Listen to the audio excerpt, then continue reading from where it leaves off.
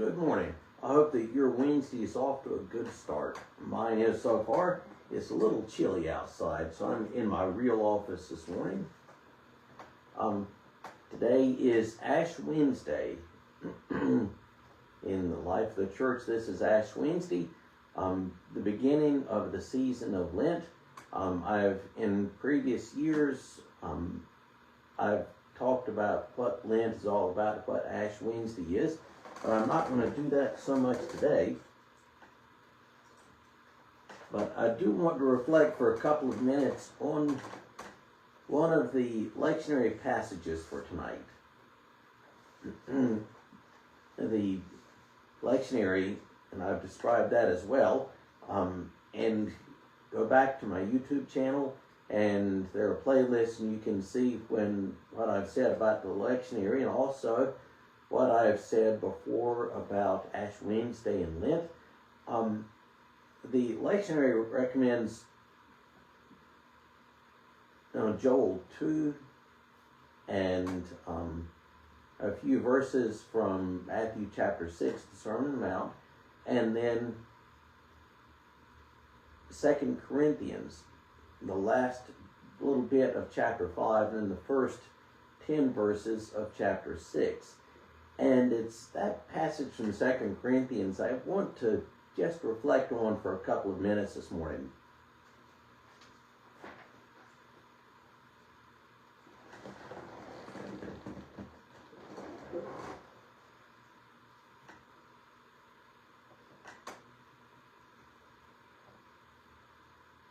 Therefore, we are ambassadors for Christ, God making his appeal through us. We implore you on behalf of Christ, be reconciled to God. For our sake he made him to be sin who knew no sin, that we might become the righteousness of God. Working together with him then, we appeal to you not receive the grace of God in vain, for he says, in a favorable time I listened to you, and in a day of salvation I have helped you. Behold, now is the favorable time. Behold, now is the day of salvation. We put no obstacle in anyone's way, so that no fault may be found with our ministry. But as servants of God, we commended ourselves in every way, by great endurance, by afflictions, hardships, calamities, beatings, imprisonments, riots, labor, sleepless nights, hunger, by purity, knowledge, patience, kindness, the Holy Spirit, genuine love, by truthful speech and the power of God, for the weapons of righteousness, for the right hand and for the left, through honor and dishonor, through slander and praise. We are treated as impostors, yet are as true, as unknown and yet well known, as dying and behold we live, as punished and yet not killed, as sorrowful yet always rejoicing, as poor yet making many rich, as having nothing yet possessing everything. That is the lectionary epistle reading for Ash Wednesday, which is today. Be reconciled to God. And Paul says, be reconciled to God. In the ancient world, it was, people who had wronged somebody else were expected to initiate reconciliation. If I had wronged you, then it would be expected that I would initiate reconciliation. That was expected. But that's not quite how Paul phrases this. You think about in our relationship with the Almighty, who has wronged whom? We have wronged God, haven't we? Yet who is it that initiates the reconciliation? It's not us. It's certainly not us. But it is God that initiates that.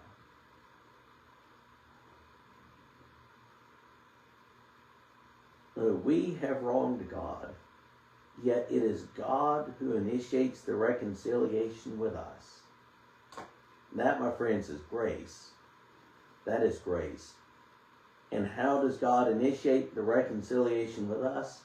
We're told, he became sin who knew no sin, that we might become the righteousness of God. Christ, God's only Son, who was sinless, took on sin on our behalf. And in taking on sin, took on all that entailed the shame and the guilt of sin, and ultimately the death that results in sin.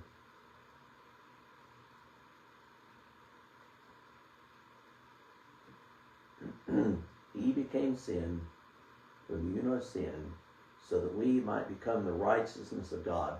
So that we who had wronged God aren't the ones that initiate this reconciliation. God does that simply as an act of grace. And then Paul goes on to say, today is the day of salvation. Be reconciled to God today. Today is the favorable day. Today is the day of salvation. There is an urgency in what Paul is saying here. There's an urgency because we don't know that we've got tomorrow. You want to be really blunt, we don't know that we have tomorrow. We don't know. And that being the case, today is the day of salvation. Today is the day to be reconciled to God. We can't count on tomorrow.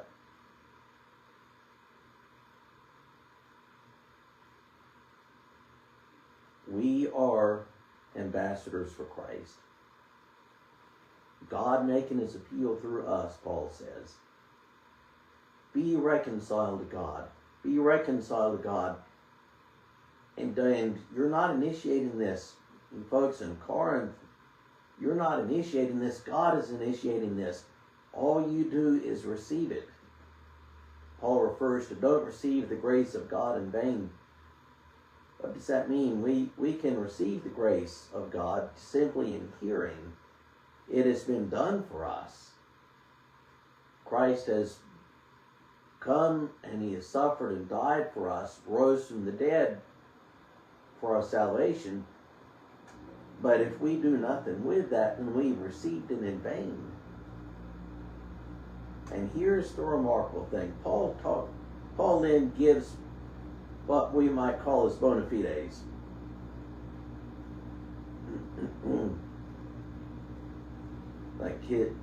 What does Paul lean upon for proof that he and his associates are really ambassadors for Christ?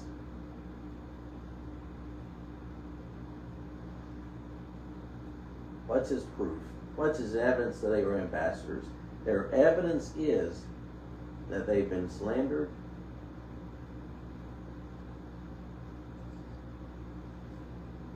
that they have suffered hardships and afflictions.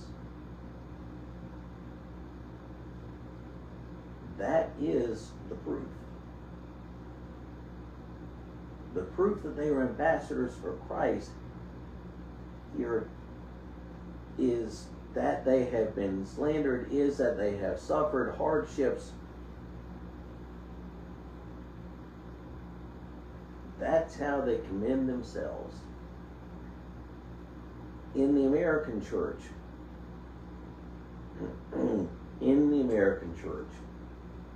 how countercultural is that?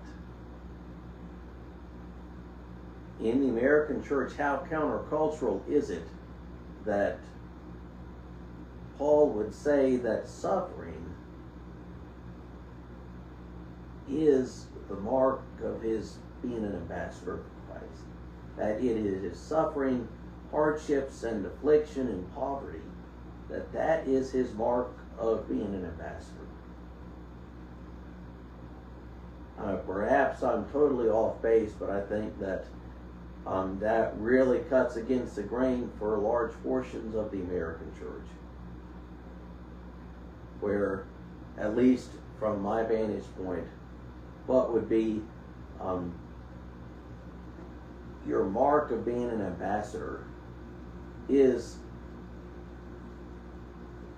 how successful, how popular, and how big you are.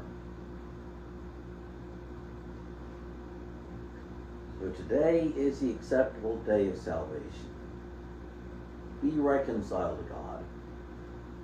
And I hope that wherever you are watching this, whether it's here in Hamlet or somewhere else, that you will take advantage of today and go to an Ash Wednesday service. If you're in a tradition that doesn't do Ash Wednesday, go find a church that does do Ash Wednesday.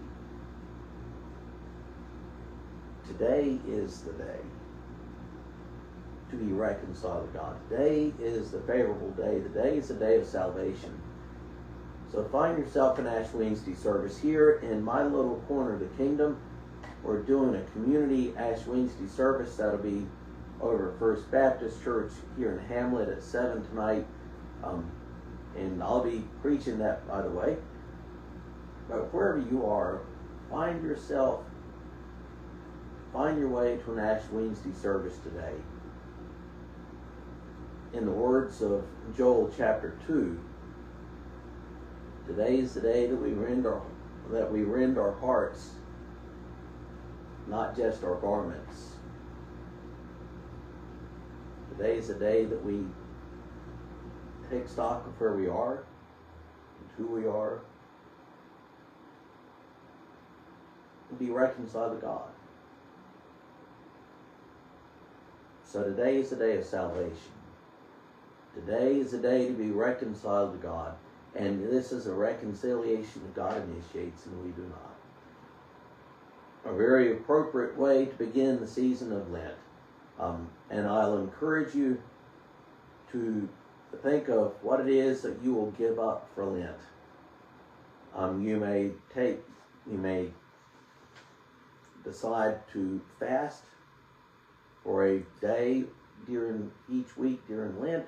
I have done that before.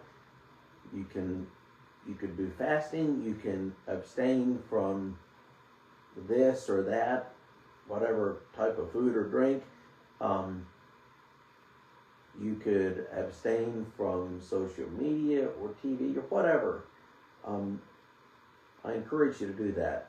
I would also encourage you to not just give up something for Lent, but also take something up. And the whole purpose for giving up whatever we may give up for Lent is to be drawn closer to God, to shed those things which might separate us from God, and also take up something that might draw us closer to God. For my two churches here in Hamlet, I have made up a Lenten reading plan, and I'm going to outline it for you. I know you won't see it, but I'll post this on my Facebook page for those of you who aren't in Hamlet and wouldn't have seen it. But what I've drawn up is essentially a reading plan every day during the season of Lent. It begins with reading straight through the book of Amos, a chapter a day. And then the first 5 chapters of Isaiah. The prophets will step on our toes. That's what they did. The prophets were masters at stepping on people's toes, and we'll read through the prophets a chapter a day, and they will convict us. And then from that, we'll move into a good portion of Romans 2 through 12, and it's hard not to do all of Romans. If you want to read all of Romans, go for it. But I've just specified the next several days to be Romans 2 through 12. So if the prophets lay out the problem, Romans gives us the solution. Then from Romans, we move into the central section of the Gospel of Mark. Several days in the center of the Gospel of Mark, which is just a powerhouse. Then we have 10 chapters of Hebrews. It's hard not to do all of Hebrews, but we're just doing the first 10 chapters. That really hone in on who Jesus is. And that gets us to Holy Week. And for the days during Holy Week, the readings that I have are simply the lectionary readings for each day. Either all of them or one of them. So it amounts to about a chapter a day, maybe 5, at most 10 minutes. Certainly you can do that if we are people of the book. We should read the book. So I encourage you to take that up, and I hope that it'll be useful for you. And I will post that document to my Facebook page in a few minutes. And anyway, I hope that you have a great rest of your day. And this will be my last Coffee with the Preacher for several weeks. I will be taking a short renewal leave, sabbatical if you will, starting next week. So I will return on Wednesday morning, probably Holy Week, that week before Easter. Have a great rest of your day, and go to Ash Wednesday service today.